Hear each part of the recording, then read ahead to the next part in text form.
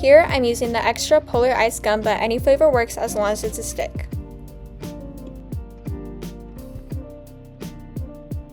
We won't be needing the physical gum piece for this project, so let's get rid of that.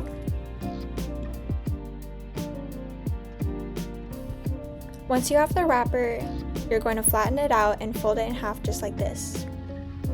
I recommend creasing the sides for a more secure finish and a cleaner look. For the next step, you're going to take a corner of the square and fold it into the middle just like this.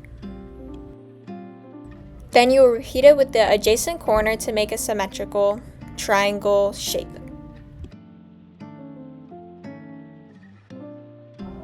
This is what it should look like from the front.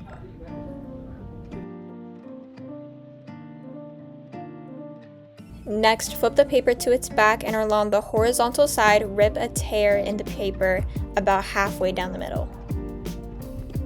Then, as you can see, you're going to fold in one of the corners from the rip we just made, and then do it to the other side to make it symmetrical. The final step is to fold in the corners to make more of a round heart shape. You can do this as much or as little as you would like to make your final piece.